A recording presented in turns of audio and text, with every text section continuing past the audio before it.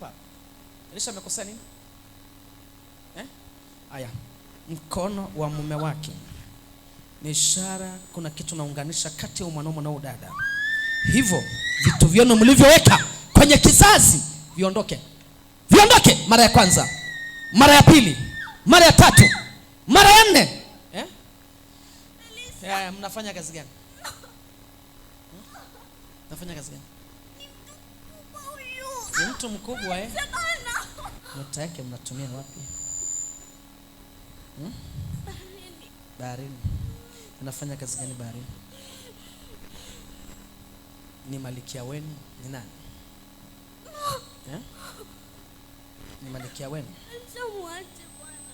Nimwache kwa sababu gani? Haya. Naisa mpaka. Ana nyota. Mmefunga nyota yake, mchukua nyota yake kwa njia gani? Mmechukua nyota yake kwa njia gani? Kizazi chake mlichukua kwa njia gani? Kwa nini mlifunga kizazi?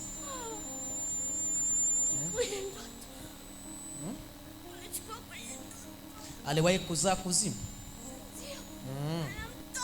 Na mtoto kuzimu. Nataka uachie kizazi chake. Nyosha mikono kusema kwa jina la Yesu. Tunarudisha kizazi cha lavu. Kuanzia leo tunavunja viti vya enzi, viti baharini, viti vya umalikia, kafara walizotoa, damu walizomwaga, tunafuta hizo damu. Lavu tunakuita. Lavu tunakuita. Lavu tunakuita. Hiyo kizazi waachie leo kwa jina la Yesu. Kwa jina la Yesu. Kwa jina la Yesu. Waachie leo kwa jina la Yesu. Waachie leo kwa jina la Yesu. Malaika safirisha. Malaika safirisha. Hiyo kizazi, huo mtoto aliyezaa kuzimu afe. Hilo jini life. Tunaua kila mtu, sema naua kila madhabahu. Ua kila madhabahu. Ua kila madhabahu. Naua kila madhabahu. Navunja kila madhabahu. Nateketeza kila madhabahu. Navunja kila madhabahu kwa moto wa Yesu. Lavu kimbia. Kimbia. Malaika kimbiza kizazi chake na unakufa sasa hivi.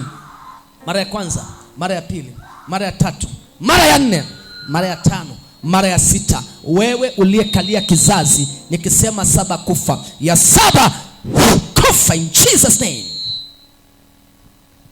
Malaika leta nafsi yake sasa na kizazi chake.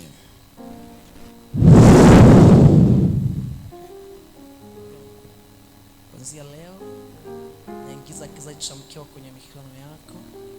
Kuanzia leo ni kuunganisha na uzao wako wa baraka. Weka mkono chini ya kitovu cha mkeo.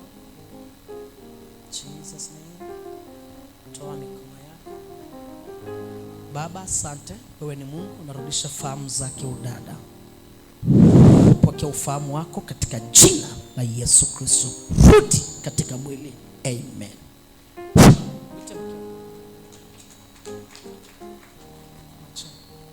Mwite sasa mkeo. Mwite mkeo.